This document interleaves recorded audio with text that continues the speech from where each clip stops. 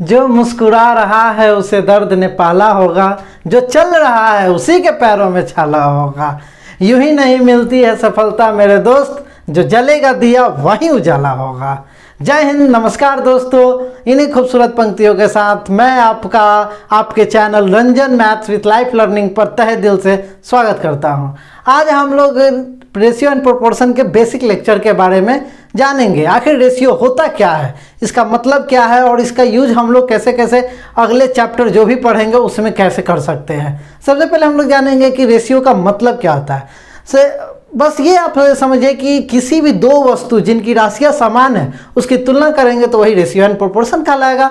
जैसे में अगर हम बोले कि 2 लड़के और 5 लड़के, तो ये दोनों जो हम लोग कंपैरिजन कर रहे हैं उसमें मेन देख रहे हैं कि संख्या का यहाँ पर कंपैरिजन किया जा रहा है। 2 लड़के और 5 लड़के, जैसे 10 लीटर और 20 लीटर, वो भी यहाँ पर किस चीज़ की तुलना की जा रही है, तो लीटर की तुलना की जा रही है। अगर हम यही बोल दें कि 10 केजी और 500 मीटर, तो ये रेशियो में नहीं आएगा, क्योंकि हम यहाँ पर तुलना जो कर रहे हैं वो समान राशि में नहीं कर रहे हैं। यहाँ पर 1 लीटर है और 1 केजी है। लीटर जैसे लिक्विड को नापता है, जबकि केजी वजन को नापता है, तो यहाँ पर ये सही नहीं हो सकता है। ऐसे इन टर्म्स में देखें तो लीटर को केजी में कन्वर्ट कर सकते हैं, बट ये अलग अलग मेजरमेंट के तौर पर हम लोग लेते हैं। ऐसे हमेशा रेशियो निकालने से पहले यह भी देखना पड़ेगा कि दो राशियों के जो यूनिट्स है वो सेम होने चाहिए। जैसे 10 केजी और 500 ग्राम का हम रेशियो निकाल सकते हैं, लेकिन इसमें शर्त पहला ये है कि केजी और यहाँ ग्राम है तो केजी को केजी में बदले या फिर ग्राम को ग्राम में ही रखें। तो इस तरीके से हम लोग रेशियो में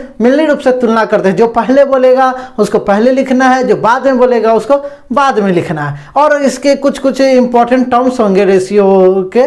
तो उस रेशियो के जैसे हम लोग बोल रहे हैं कि 10 केजी और 50 केजी में हम तुलना कर रहे हैं, तो 10 केजी पहले बोले तो पहला पद होगा और 50 केजी बोल रहे हैं दूसरे बार में तो दूसरा पद होगा। फर्स्ट टर्म और सेकेंड टर्म कहलाएगा, ठीक है। और इसी तरह से अगर हम लोग आगे बढ़ते चले तो इस तरह देखिए यहाँ पर आपको डेफिनेशन लिखा हुआ है, तो अगर आप लिखना चाहें कॉपी पर तो ये लिख सकते हैं। दो समान राशियों का तुलना ही अनुपात कराता है। The comparison between two quantities in terms of magnitude, जो उसकी राशि होगा वो समान होगा तो रेशियो कहलाएगा। रेशियो को हम लोग 2 डॉट से दर्शाते हैं, ठीक है। इतना तो समझ में आ गया होगा। उसी तरह ये एग्जाम्पल लिखे हुए जो कि मैंने आपको बता दिया। अब देखते हैं कि रेशियो से संबंधित क्या क्या टर्म्स हो सकते हैं। जैसे अब रेशियो को हम लोग 2 डॉट से दिखाते हैं, तो A रेशियो B लिखा हुआ है। अब हम पहले ही बता चुके कि पहले जो लिखेंगे वो पहला पद फर्स्ट टर्म कहलाएगा, जिसको इंग्लिश में एंटीसीडेंट भी कभी कभी इसको कहते हैं। और दूसरा जो पद रहेगा उसको सेकंड टर्म कहेंगे, कंसिक्वेंस कहेंगे, ठीक है। तो हम रेशियो A रेशियो B को A/B के रूप में भी लिख सकते हैं। जो पहले होगा वो हमेशा ऊपर में मतलब कि न्यूमरेटर होगा, अंश होगा, और जो नीचे में होगा वो हर होगा, ठीक है। तो इसको अगर हम इस तरीके से देखें कि A और B अंश और हर जो होगा वो स्टैंडर्ड फॉर्म या सिंपलेस्ट फॉर्म कहलाएगा। कब कहलाएगा, जब A और B को प्राइम नंबर। A और B को प्राइम नंबर करने का मतलब कि A और B का जब HCF हम निकालेंगे तो 1 होगा। मतलब इन दोनों के बीच में जो फैक्टर होगा, कॉमन फैक्टर, केवल 1 होना चाहिए, इसके अलावा कुछ नहीं होना चाहिए। अगर कोई दूसरा कॉमन फैक्टर आता है तो वो सिंपलेस्ट फॉर्म या स्टैंडर्ड फॉर्म रेशियो का नहीं कहलाएगा। जैसे कि एग्जांपल में अगर हम लोग देखें तो यहाँ पर देख रहे हैं 2:5। 2:5 में 2 और 5 का अगर हम कॉमन फैक्टर देखें तो 1 है केवल। अगर 1 है तो इसका मतलब ये निकला कि ये सिंपलेस्ट फॉर्म में है। और सिंपलेस्ट फॉर्म में होने का मीनिंग क्या निकला कि इन दोनों का HCF 1 है। अगर हम यहां से देखें 2 और 5 को, तो हम यहां से लिख सकते हैं 2/5, जैसा कि हम बताए A/B के रूप में दिखा सकते हैं। तो इसका मतलब 2/5 लिख दें। 2/5 लिखे तो इसमें अगर हम 2 से ऊपर नीचे गुना कर दे तो 4/5 होगा। अब फिर 2 से डिवाइड कर दे तो हमें क्या निकल रहा है, 2/5, जो कि एक सिंपलेस्ट फॉर्म में हो जा रहा है। इसका मतलब सिंपलेस्ट फॉर्म को हम किसी भी नंबर से ऊपर नीचे गुना करके बहुत सारे रेशियो में कन्वर्ट कर सकते हैं। वो जितने भी रेशियो बनेंगे वो सारे के सारे लाइक रेशियो या समान अनुपात कहलाएगा, ठीक है। तो इसका अर्थ यह निकला कि लाइक रेशियो में होंगे वो 2 से अधिक फैक्टर भी हो सकते हैं, कॉमन फैक्टर, लेकिन वो सिंपलेस्ट फॉर्म नहीं होगा। तो वहीं यहाँ पर लिखा हुआ है कि हम किसी भी रेशियो के सभी पदों में किसी भी संख्या से गुना या भाग कर सकते हैं, क्योंकि गुना और भाग करेंगे तो कोई फर्क नहीं पड़ेगा, क्योंकि वो फिर भाग करने पर वो कट जाएगा और वो सिंपलेस्ट फॉर्म में बदल जाएगा। तो इस तरीके से हम लोग क्या देखें कि किसी भी रेशियो का सिंपलेस्ट फॉर्म में होना अनिवार्य है। अगर सिंपलेस्ट फॉर्म में नहीं होगा तो उसको सिंपलेस्ट फॉर्म में बदलना होगा। अगर कोई रेशियो दिया हुआ है तो वो सिंपलेस्ट फॉर्म में ऑटोमेटिक माना जाएगा, क्योंकि उसके पास कोई नहीं कॉमन फैक्टर होता है। ठीक है, अगर कॉमन फैक्टर के अगर उसमें कुछ है तो उसको काट कर हटाना होगा, क्योंकि रेशियो का स्टैंडर्ड फॉर्म जो होगा वो हमेशा सिंपलेस्ट फॉर्म होगा। ठीक है, तो ये लिखा हुआ है कि जब लाइक टर्म का अगर हम डेफिनेशन के बारे में तो दो या दो से अधिक जो रेशियो का सरलतम रूप समान हो तो वे समान अनुपात या लाइक रेशियो कहलाता है। जैसे मैं यही बोल रहा है कि जैसे अगर एक और एग्जांपल की हम बात करें, यहाँ पर हम बोले कि यहाँ 8/24 है। ठीक है, तो हम इसको अगर जब काटेंगे तो ये 1/3 होगा। अगर हम इसी तरह हम कर दें कि हम ये 15/45 लिख दें, इसको भी काटेंगे तो 1/3 होगा। इसका मतलब ये दोनों लाइक रेशियो, क्योंकि दोनों का जो सिंपलेस्ट फॉर्म है वो 1/3 है, इसमें कोई दिक्कत नहीं। अब हम जानते हैं कि अनलाइक रेशियो क्या होता है, मतलब कि सरलतम रूप अगर दो या दो से अधिक का सरलतम रूप अगर अलग अलग हो तो वो अनलाइक रेशियो होगा। जैसे 2:5, इसका कॉमन फैक्टर कुछ नहीं है, केवल 1 है। 7:5, इसका भी कॉमन फैक्टर कुछ नहीं है, मतलब कि वैसा अंक जो दोनों को काट सके वो केवल 1 है। तो इस तरीके से देखें तो ये दोनों अलग अलग है, इसलिए ये अनलाइक रेशियो हो गया। इसमें तो कोई दिक्कत नहीं है। अब आगे हम लोग बढ़ते हैं। अब अगर हम लोग यहाँ पर एक और चीज़ हम आपसे पूछे कि अगर यहाँ 1/3 आ रहा है 8/24 को 8 से डिवाइड करने पर, और ये 15/45 है, इसको 5 अगर हम 15 से डिवाइड कर रहे हैं तो 1/3 आ रहा है। इसका मतलब यह निकला कि सिंपलेस्ट फॉर्म जो होगा वो हमेशा, अगर वो ज़्यादा कॉमन फैक्टर उसको कट करके जो लाएंगे वो सिंपलेस्ट फॉर्म होगा। तो इसका मतलब यह निकला कि 1/3 जो है वो 8/24 के भी बराबर है, और 1/3 जो है वो 15/45 के बराबर है। तो अगर हम यह लिख दें कि कोई चीज़ 1:3 में अगर दिया हुआ है तो हम यह नहीं पता कर सकते हैं कि यहाँ पर एग्जैक्ट वैल्यू 1 और 3 का क्या है, क्योंकि ये एक सिंपलेस्ट फॉर्म है। ये किससे कट कर आया है ये हमको मालूम नहीं है। जैसे कि 15/45 है, अगर हम इसको 15 से डिवाइड कर रहे हैं तभी तो ये 1/3 आया, सिंपलेस्ट फॉर्म में आया। और ये 8/25 है, इसको 8/24 है, इसको अगर हम 8 से डिवाइड करें तो 1/3 आया। तो इसका मतलब यह निकला कि यह एक सिंपलेस्ट फॉर्म है। तो ओरिजिनल वैल्यू जो होगा, ओरिजिनल वैल्यू जिससे यह रेशियो निकाला गया है, जरूर इसमें कुछ ना कुछ मल्टीप्लाई किया गया होगा, मतलब गुना किया होगा, जरूर किसी ना किसी अंक से मल्टीप्लाई किया जाएगा, तभी वो ओरिजिनल वैल्यू बन सकता है। इसका मतलब यह निकला कि कभी किसी प्रश्न में रेशियो अगर किसी चीज़ का दिया जाए और उस लैंग्वेज में जो पहले बोलेगा उसके लिए ये पहला रेशियो माना जाएगा, जो बाद में बोलेगा उसके लिए वो दूसरा है। तो पहले वाले के लिए पहला टर्म और दूसरे वाले के लिए दूसरा टर्म यूज करेंगे हम लोग।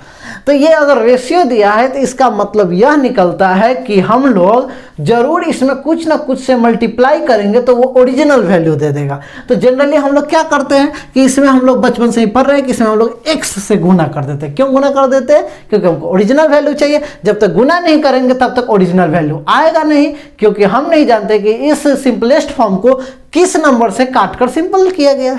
ठीक है, तो इस तरीके से हम अगर पहला पद को हम देखें, पहला को अगर हमको मानना होगा तो ये होगा 1x, और अगर हमको दूसरा को मानना होगा तो ये होगा 3x, अगर मानना होगा तो इसमें कोई दिक्कत नहीं है। इसीलिए हम रेशियो को जब ओरिजिनल वैल्यू में कन्वर्ट करने की कोशिश करते हैं तो उसमें x या y या z या कोई भी वेरिएबल से मल्टीप्लाई करते हैं, क्योंकि हमको वेरिएबल मालूम नहीं है। ठीक है, तो देखिए अब इसी कंसेप्ट को यूज करते हुए हम एक सिंपल सा क्वेश्चन देखते हैं और हम लोग जानने की कोशिश करते हैं कि ऐसा करते कैसे है।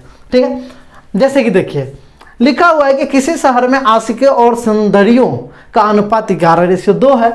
यदि आशिकों और सुंदरियों की कुल संख्या 1300 हो तो बताए सुंदरियों और आशिकियों की संख्या क्या होगी। जैसा कि आप लोग ये जानते हैं कि हमारे बिहार के आन बान शान टीचर खान सर बोलते हैं कि प्यार दोबारा कैसे नहीं हो सकता है, कैसे पहले प्यार को नहीं भुला जा सकता है। वो कहते हैं कि दूसरी वाली पहले वाली से अच्छी होनी चाहिए। इसका मतलब क्या निकला कि दूसरी अच्छी होनी चाहिए, लेकिन हम उसमें यह बात ऐड करना चाहेंगे कि दूसरी अच्छी मिलेगी तब जब हम काबिल होंगे, हम पढ़ेंगे लिखेंगे और अच्छे पोस्ट हासिल करेंगे तो हमारे पास बहुत सारे ऑप्शन आएंगे जिसमें हम कहेंगे कि ये मेरे लिए सबसे अच्छी है। ठीक है, तो देखते हैं इसको कैसे करेंगे। अभी हम लोग यह जाने कि जो पहले बोलेगा वो पहले के लिए होगा। जैसे कि यहाँ पर बोला है कि आपको कि ये रेशियो दिया हुआ है 11:2, तो जो इसमें पहला 11 किसको आएगा, तो पहले क्या बोला है आशिकों का, तो मतलब 11 होगा आशिकों के लिए। और दूसरा क्या बोला है 2 सुंदरियों का, ऐसे भी आशिक ज़्यादा होते हैं सुंदरियाँ कम होती है। तो इसीलिए हम यहाँ पर क्या करें, हमको मानना पड़ेगा क्योंकि ओरिजिनल वैल्यू मालूम नहीं है। ओरिजिनल वैल्यू अगर ये दिया हुआ भी है तो ये दिया हुआ है किसका, ये ओरिजिनल वैल्यू दिया हुआ आशिक और सुंदरियों दोनों का, तो हमको दोनों का मालूम नहीं है। तो हम पहले क्या करेंगे 11 को यहाँ पर आशिक मेरा हो जाएंगे, आशिकों की संख्या कितनी हो जाएगी 11x, और सुंदरियों की संख्या कितनी हो जाएगी, सुंदरियों की संख्या हो जाएगा 2x। क्वेश्चन बोला कि कुल मिलाकर 1300 है, इसका मतलब हमको इन दोनों को जोड़ देना है, बराबर में 1300 कर देना है। तो इसका हम ये बेसिक इसलिए बता रहे हैं कि आगे हम यूज करेंगे तो ये समझ में आएगा कि कभी x क्यों मान लेते हैं, क्यों नहीं मानते हैं। हम आगे ये देखेंगे कि हम लोग x नहीं भी मानेंगे, वहाँ x को छुपा कर रखेंगे, उसको एक 1 की तरह कंसेप्ट का यूज करेंगे।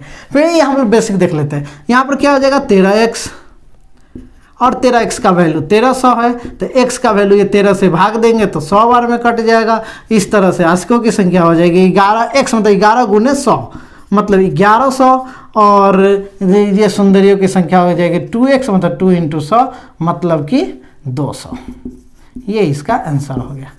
ठीक है, ठीक है, सुंदरियाँ तो कम हो गई, ऐसे भी आशिकों की संख्या हर जगह ज़्यादा ही रहती। चलिए ये हम लोग जाने बेसिक कंसेप्ट कि x क्यों मानते हैं और कैसे सॉल्व करते हैं। बट हम लोग सिंपल तरीके से ये आप लोग देखकर भी आंसर लगा सकते हैं। हम लोग क्या करेंगे कि ये 11 और 2 दिया है, यहाँ पर 1300 ओरिजिनल वैल्यू है, तो हम मान कर ऐसे ही चलते हैं, x नहीं गुना करके हम समझ लेते हैं कि 11 2 अगर होता तो टोटल होता 13। ये मेरा टोटल हम मान रहे हैं, जबकि ओरिजिनल वैल्यू था 13 को करस्पॉन्ड कराते 1300 से।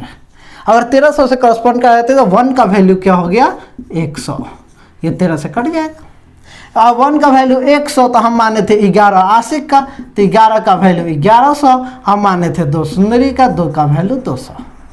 इस तरीके से ये आंसर हो गया।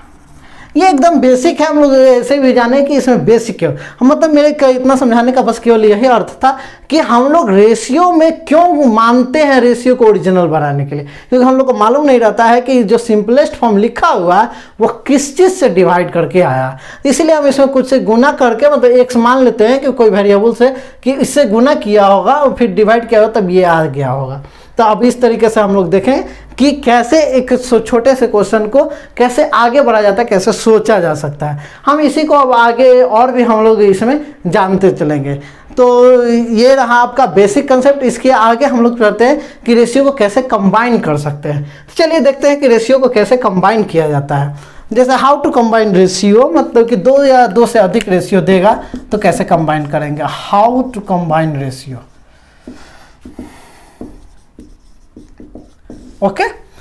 अब जैसे एग्जांपल में हम लोग आगे बढ़ते हैं तो यहाँ पर क्या लिखा हुआ है कि अगर यदि दे दिया कि A/B है 2/5, ठीक है, B/C है, आपको B/C दे दिया मान लीजिए 8/7, इसमें तो कोई दिक्कत नहीं है, नहीं कोई दिक्कत नहीं।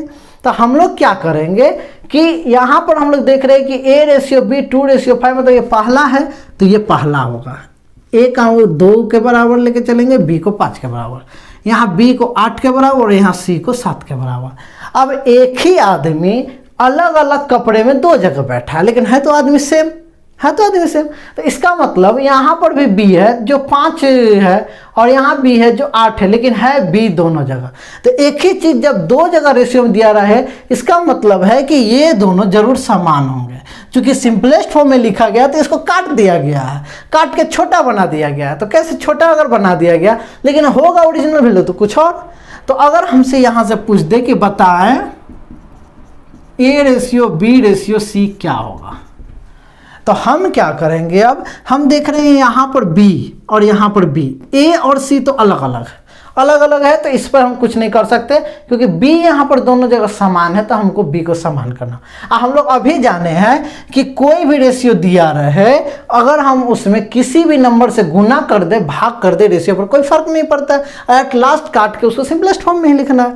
तो अब हम क्या करेंगे, इस रेशियो में और इस रेशियो में बी को बराबर करने के लिए हमको बराबर करना होगा। बी को क्या करना होगा, बराबर करना। बराबर करने का सिंपल सा अर्थ क्या है, अगर हम बोले कि 5 है और 8 है दोनों को बराबर कीजिए, तो आप ये सिंपल से कर सकते हैं। बराबर करने का मतलब गुना करना है। तो यहाँ हम अगर 8 से गुना कर दे इसमें, और यहाँ अगर हम 5 से गुना कर दे इसमें, तो ये भी बन जाएगा 40, और ये अगर हम यहाँ पर 5 से गुना कर रहे हैं तो ये भी बन जाएगा 40। इस तरीके से तो बराबर करना है तो उसके वैल्यू से इसमें गुना कर दीजिए और इसके वैल्यू से उसमें गुना कर दीजिए, आपस में बराबर हो जाएगा। हम लोग जानते हैं कि रेशियो आपस में बराबर करने के लिए हम किसी भी अंक से रेशियो में गुना कर दे भाग कर दे कोई फर्क नहीं पड़ता है। तो अब चलिए हम लोग गुना कर देते हैं। इसमें क्या गुना करेंगे बोलिए, हाँ कोशिश कीजिए कि मन में हम बोलते रहे। हम अगर हम कहीं रुक रहे हैं बोलने के लिए, तो मेनली होता है कि नॉर्मली क्लास में बच्चे इसका रिप्लाई करते हैं। अगर मन में आप रिप्लाई कीजिएगा तो आपको और ज़्यादा बेहतर तरीके से समझ में आएगा। तो अब बोलिए यहाँ पर कि b है यहाँ पर 5 और यहाँ पर b क्या है 8। अगर b यहाँ 5 है और यहाँ 8 है, हम अभी बोल रहे थे कि b दोनों जगह सेम चीज़ है तो दोनों जगह बराबर होना चाहिए। तो अब बताइए b यहाँ पर 5 है और यहाँ पर b 8 है, तो हमको बराबर करने का भी क्या बताया कि इसको इसमें गुना कर दिए। मतलब कि b यहाँ पर 8 है तो इसमें 8 से गुना कर दीजिए। तो इसमें अगर हम 8 से गुना कर दें, इसमें अगर हम 8 से गुना कर दें, और यहाँ पर b 5 है यहाँ पर 8 है, तो इसमें अगर हम 5 से गुना कर दें तो ये भी 40 हो जाएगा, ये भी 40 हो जाएगा। लेकिन हम जानते हैं कि रेशियो के एक टर्म में गुना नहीं कर सकते, रेशियो का प्रत्येक टर्म में गुना करना पड़ेगा। यहाँ पर लीजिए रेशियो के सभी पदों में किसी भी संख्या से हम गुना भाग कर सकते हैं, तो एक टर्म में तक कर नहीं सकते क्योंकि ये रेशियो गड़बड़ा जाएगा, क्योंकि ये सिंपलेस्ट फॉर्म लिखा हुआ है। तो अगर यहाँ से 8 से गुना करेंगे तो यहाँ भी 8 से गुना करेंगे, और अगर इसके पहले पद में 5 से गुना किए तो यहाँ भी 5 से गुना करेंगे। ठीक है, तो यहाँ पर कितना हो गया ये 16, और यहाँ पर कितना हो गया ये 40। फिर यहाँ पर कितना हो गया ए बी रेशियो सी, यहाँ पर हो गया ये 40 और यहाँ पर हो गया ये 35। तो अब क्या देख रहे हैं कि यहाँ पर जो है बी भी 40-40 बराबर हो गया। तो अब हम लिख सकते हैं A ratio B ratio C. क्या लिख सकते हैं, ए के जगह पर क्या आया, यहाँ पर ए रेशियो बी, यहाँ पर ए के जगह पर आया 16, बी के जगह पर दोनों जगह 40 है तो कंबाइन हो गया, और सी के जगह पर 35 है। यही आपका आंसर हो गया। ये तो आपको हम समझाने के लिए इतना कुछ कर रहे हैं, लेकिन इसका यूज हमेशा होगा। जब तक आप मैथ्स पढ़िएगा तब तक इस पार्ट का यूज होगा कि हमको इक्वल करना पड़ेगा, रेशियो, प्रोपोर्शन, इसका एलिगेशन हो गया, प्रॉफिट लॉस हो गया, परसेंटेज हो गया, सीआई हो गया, ऐसे हर जगह आपको ये कंसेप्ट यूज करना होगा। तो आप बस ये हमेशा ध्यान रखिए कि किसको बराबर करना है। जो हर जगह मिलेगा वही बराबर होगा, जो हर जगह नहीं मिलेगा उसको बराबर नहीं कर सकते। ठीक है, तो अब यहाँ पर बात करते हैं 16, 40 और 35 आंसर हो गया। अब इसको अगर हम ट्रिक में बात करें कि इसको हम जल्दी से जल्दी क्विकली हम कैसे इसको डील कर सकते हैं, क्विक डील कैसे करेंगे। ठीक है, क्विक सूत्र देखिए, ये कोई फॉर्मूला नहीं, बस लॉजिक है, थोड़ा सा बस जान जाएंगे बस तुरंत हो जाएगा। कैसे होगा, तो आपको यहाँ पर इसके 2 तरीके हम बताएंगे। ठीक है, दोनों आराम से आप कर सकते हैं। तो चलिए दोस्तों, अब हम लोग जानते हैं इसका क्विक सूत्र, फंडामेंटल क्विक सूत्र बोलिए या फंडामेंटल फार्मूला बोलिए। ये फंडामेंटल है, क्यों, क्योंकि इसी का यूज हम लोग बहुत ज़्यादा करेंगे। ठीक है, आगे उससे बहुत सारे चैप्टर में जानते हैं कैसे है। हम लोग इसको 2 तरीके से बताएंगे। एक देखेंगे हम लोग खिड़की वाला मेथड, सामने वाली खिड़की वाला, और एक देखेंगे अपनों के साथ नीचे उतरे। ठीक है, 2 हम लोग फंडामेंटल देखेंगे और वो एकदम याद हो जाएगा आपको। देखिए, हमको सबसे पहले हम देखते हैं सामने वाली खिड़की। सामने वाली खिड़की, वो खिड़की आगे भी हो सकता है, पीछे भी हो सकता है। सामने वाली खिड़की में एक चांद का टुकड़ा रहता है, पर वो हमसे न जाने क्यों उखरा उखरा रहा। देखते हैं कैसे। अब देखिए, हमको क्या है, A ratio B ratio C निकालना है। तो हमको बस कुछ नहीं करना है, जिसका जो जगह है वहाँ पर डाल देना है। ए रेशियो बी 2:5 है तो 2:5 डाल दिए, ए के नीचे 2, बी के नीचे 5। और फिर बोला है बी रेशियो सी 8:7 है। अब नेक्स्ट कॉलम में, नेक्स्ट लाइन में हम लगे बी कितना है, ये है 8 और सी कितना है 7 है। ठीक है, तो 5 के सामने वाला खिड़की कौन बचा हुआ है? तो 5 के सामने वाला खिड़की खाली है, 5 के सामने वाला खिड़की खाली है। तो ये 5 चाहेगा कि हमको लाइक करने वाला वहाँ पर हो, तो इसका मतलब 5 के जैसा ही लाइक करने वाला वहाँ पर हो। और ये 8 चाहेगा, इसके सामने वाला खिड़की तो भरा हुआ है, इसके पीछे वाला खिड़की, तो ये चाहे कि हम मेरे जैसा हो, तो यहाँ पर 8 डाल देंगे। अब क्या करेंगे? अब मेरा यहाँ से निकल गया A ratio B ratio C। कैसे? अब ये ऊपर गुना कर दीजिए, तो ये हो गया 8 2 जा 16, 8 5 40 और 7 5 35। कोई दिक्कत? यहीं पर आया था 16 40 35, ये आपका आंसर हो गया। ठीक है, ये सामने वाली खिड़की।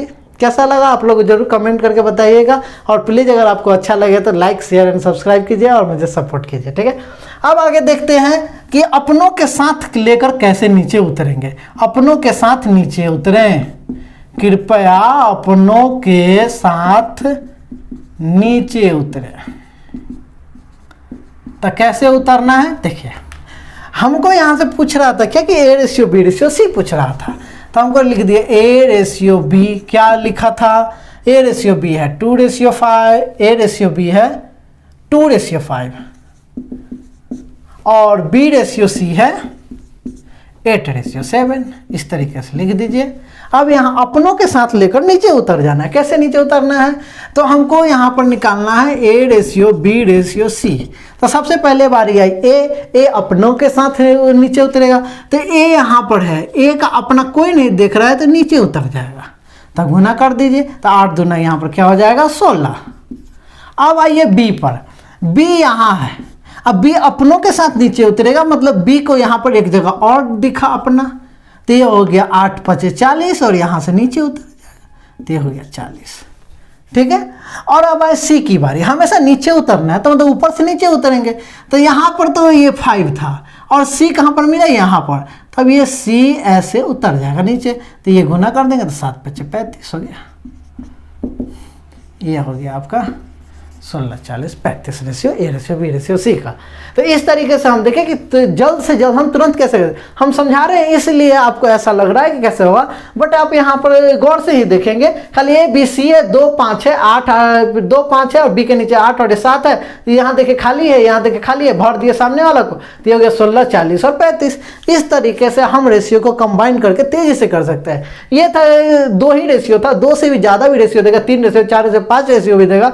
तो हम इस मेथड से या इस मेथड से किसी से भी आसानी से पढ़ सकते हैं। इसमें एक दिक्कत क्या है कि हमेशा जो है ये मैचिंग होना चाहिए। जैसे A रेशियो B दिया हुआ है, फिर B रेशियो C लिखना है। अगर C और B उलट कर दिया तो उसको हमको यहाँ उलट कर लिखना है। फिर C रेशियो D, फिर D रेशियो E, फिर E रेशियो F। इस टाइप से एक अरेंजमेंट के साथ लिखेंगे तभी ये लगा सकते हैं। जबकि इसमें एक खूबी यह है कि A B और C बस जो जिसका प्लेस उसको लिख दीजिए और जहाँ जहाँ जो दिया वहाँ लिख दीजिए, और उसके आगे पीछे वाला खिड़की को देख लीजिए कोई है तो नहीं। अगर यहाँ पर खाली है तो अपने जैसा खोजेंगे, मतलब वो खुद अपने जैसा वहाँ पर रख लेगा और ऊपर से नीचे गुना कर देंगे। इस तरीके से हम लोग जैसे एक जल्दी से एक और क्वेश्चन अगर हम लोग देख लें, तो क्वेश्चन अगर हम देखें, जैसे अगर दे दिया A रेशियो B दे दिया आपका 2 रेशियो 5, अब B रेशियो C दे दिया मान लीजिए 3:2, ठीक है, और मान लीजिए C रेशियो D दे दिया 5 रेशियो 4, ठीक है, और आपसे पूछ दिया कि बताइए A ratio B ratio C ratio D क्या होगा, यह आपसे पूछ रहा है। तो हम लोग क्या करेंगे, हम लोग चूंकि ये इसे अरेंज में हम लिखे हैं तो ये आसान है, यहीं पर डायरेक्ट कर देते हैं, एक साथ लेकर नीचे उतर जाता है। A के पास चलेंगे तो A यहाँ से कहीं नहीं है, तो यहाँ से नीचे उतरेंगे, 2 3 6 35, ठीक है। अब आते हैं B पर, तो B यहाँ है, फिर यहाँ पर वो अपना के साथ जाएगा और अपने के साथ आगे कोई नहीं मिला तो यहीं से उतर जाएगा, ठीक है। वो अपना के साथ उतर रहा है तो फिर दूसरे सीढ़ी पर नहीं जाए, कोई नहीं मिला तो डायरेक्ट उतर जाएगा। तो 3 5 15 5 75, ठीक है। अब आते हैं C का, तो C ऊपर से चलेंगे, यहाँ मिला C और कहीं है यहाँ है, तो इसका मतलब ये दोनों इसको लेकर फिर नीचे उतर जाएगा। तो इसका मतलब हो गया 5 दूनी 10 5 50, ठीक है।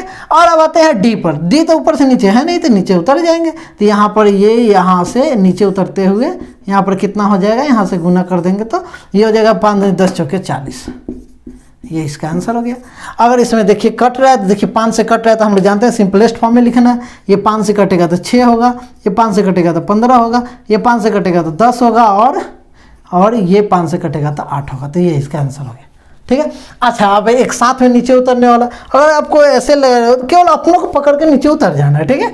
अगर हम इसको इस तरह से देखें, ये सामने वाली खिड़की जो कि काफ़ी सुंदर लगता है, तो ये देखिए अगर सामने वाली खिड़की में, तो डायरेक्ट जो पूछा है वो लिख दीजिए। यहाँ पर पूछा क्या है, A ratio, B ratio, C ratio, D, यहाँ लिख दीजिए। अब क्या कीजिए, यहाँ पर वैल्यू सबको डाल दीजिए। अब A B का क्या है 2 5 है, तो यहाँ डाल दीजिए 2 5। ठीक है, समझ में आया, कोई दिक्कत नहीं है। अगर किसी तरह का कोई अगर दिक्कत लगे तो आप प्लीज़ कमेंट कीजिएगा और बताइए कि आपको क्या अगर दिक्कत लग रहा है, और हमको अगर हमें वैसा कुछ होगा तो हम जरूर उसमें सुधार करेंगे और बेहतर तरीके से अगले लेक्चर को लेकर आएंगे। ठीक है। प्लीज़ अगर आपको अगर पसंद आ रहा है ट्रिक और कंसेप्ट अच्छा लग रहा है तो please like share and subscribe कीजिएगा। ठीक है, और सपोर्ट कीजिए मुझे। यहाँ A और B 2 रेशियो 5 है, फिर क्या दिया है B और C 3:2 है, तो B के नीचे ये 3 और ये C के नीचे 2, और ये फिर C रेशियो D कितना है 5 रेशियो 4 है, तो इसका मतलब C के नीचे हम लिखेंगे 5, C के नीचे लिखेंगे 5 और D के नीचे लिखेंगे 4। अब यहाँ पर बना दीजिए, ये रहा खिड़की, ये रहा खिड़की आपका, फिर इसके पीछे में ये बचा हुआ है, फिर यहाँ पर है और फिर यहाँ पर है। ठीक है, इतना आपको करने की ज़रूरत नहीं है, 1-2 बार प्रैक्टिस कीजिएगा तो आपको समझ में आने लगेगा। अब इसको हमको क्या करना है, फिल करना है। फिल कैसे कर देना है, 5 के सामने ये देखेगा, ये 5 है, ये 5 है, ये 3 के सामने इधर देखा 3, इसके बगल वाला में ये 2 है, फिर ये बगल वाला में 5 है, फिर इसके बगल वाला में 5 है। हो गया। तो अब आप यहाँ से ऊपर से नीचे गुना कर दीजिए, तो गुना करेंगे क्या होगा, 2 3 6 5 30 रेशियो 5 3 15 5 75 रेशियो 5 दूनी 10 5 50 रेशियो 5 दूनी 10 चौके 40। ये आपका आंसर होगा। लेकिन ये चूंकि देखने में लग रहा है कि सब जगह कट रहा है, 5 से तो काटना पड़ेगा, इसको सिंपलेस्ट फॉर्म में हमेशा रेशियो रहेगा। 5 से ये 15, फिर ये 5 से ये 10, फिर ये 5 से ये 8, ये आंसर हो गया। 6 15 10 8, 6 15 10 8। ठीक है। एक चीज़ और आपको गौर कीजिएगा, ध्यान दीजिएगा, तो आपको यहाँ पर समझ में आएगा कि अगर ये एक कॉलम है ऊपर से नीचे, ये एक ऊपर से नीचे, ये एक ऊपर से नीचे, एक ये ऊपर से नीचे, अगर इनमें से कोई भी अंक इसमें काट सकता है, इसमें काट सकता है, इसमें काट सकता है, या फिर कहे कि कॉमन हो सकता है, उसको आप यहीं पर काट सकते हैं। जैसे में अगर देखिएगा यहाँ, तो ये 5 इस कॉलम में भी, यहाँ पर भी एक 5 है, काट सकते हैं, फिर यहाँ पर भी एक 5 है, काट सकते हैं, फिर यहाँ पर भी एक 5 है, काट सकते हैं। और इसके अलावा 2 देखिएगा तो इसमें नहीं है तो नहीं काट सकते, 3 देखिए यहाँ है लेकिन इसमें नहीं है तो नहीं काट सकते। तो अब देखिए, अब इसको गुना कीजिएगा तो सीधे आ जाएगा 2 3 6, फिर हो गया 3 5 15 और 2 5 10 और ये 2 चौके 8। ये इसलिए इम्पॉर्टेंट हो जाता है ऐसा, ये वाला इसलिए हर जगह ये सबसे अच्छा इसलिए माना जाएगा क्योंकि आपको अगर यहाँ पर पता नहीं चले कि सब जो संख्या है वो किस अंक से कट रहा है, या तो दिखने में 5 से लगा तो काट दिए, लेकिन कभी कभी ऐसा होता है कि मान लीजिए 17 आ गया, 19 हो गया, 13 हो गया, वैसे संख्या का अगर ये मल्टीपल होगा तो आपको पता ही नहीं चलेगा कि कौन से संख्या से कट रहा है। तो ये वाला सामने वाली खिड़की से अगर आप बनाइएगा तो आपको अच्छा से पता चलेगा, क्योंकि आप एक कॉलम में देखिए अगर 5 है, अगले में सब में ढूंढिए, अगर कहीं भी मिल रहा है सब में, ये ध्यान रखिए, क्योंकि हम लोग रेशियो पर है कि प्रत्येक टर्म में या तो गुना होगा या भाग होगा। तो हम यहाँ देखिए एक तरह से 5 से भाग कर रहे हैं प्रत्येक टर्म में, तो सब टर्म में होना चाहिए। तो जब सब टर्म में होगा तो हम काट के वहीं से निकाल देंगे डायरेक्ट, क्योंकि नीचे गुना करके फिर काटना वो तो और लेंदी हो जाएगा। ठीक है, तो यही आपका ये लेक्चर था। आप ज़रूर अपना व्यू हमें शेयर कीजिए और बताइए कि कैसा लगा आपको ये लेक्चर। उम्मीद है कि आपको मेरा ये लेक्चर अच्छा लगा होगा। अगर आपको मेरा ये लेक्चर अच्छा लगा हो तो प्लीज़ मेरे चैनल को लाइक शेयर और सब्सक्राइब कर दे, साथ ही बेल आइकन को प्रेस कर दे, जिससे मेरे नेक्स्ट लेक्चर की नोटिफिकेशन आप तक आसानी से पहुंच सके। आपने मुझे अपना ये कीमती समय दिया और मुझे सपोर्ट किया, इसके लिए आपका तहे दिल से शुक्रिया। चलते चलते बस आपके समक्ष कुछ खूबसूरत सी पंक्तियाँ। मैं उस माटी का वृक्ष नहीं, मैं उस माटी का वृक्ष नहीं जिसको नदियों ने सींचा है, मैं उस माटी का वृक्ष नहीं जिसको नदियों ने सींचा है। बंजर माटी में पलकर, बंजर माटी में पलकर मैंने मृत्यु से जीवन खींचा है। मैं पत्थर पर लिखी इबारत हूँ, मैं पत्थर पर लिखी इबारत हूँ, शीशे से कब तक तोड़ोगे। मैं पत्थर पर लिखी इबारत हूँ, शीशे से कब तक तोड़ोगे। मिटने वाला मैं नाम नहीं, मिटने वाला मैं नाम नहीं, तुम मुझको कब तक रोकोगे, तुम मुझको कब तक रोकोगे। इसी उत्साह और उमंग के साथ मिलते हैं हम लोग नेक्स्ट लेक्चर में कुछ और नए कंसेप्ट और ट्रिक्स के साथ। तब तक आप खूब मन लगाकर पढ़ते रहिए, स्वस्थ रहिए। जय हिंद।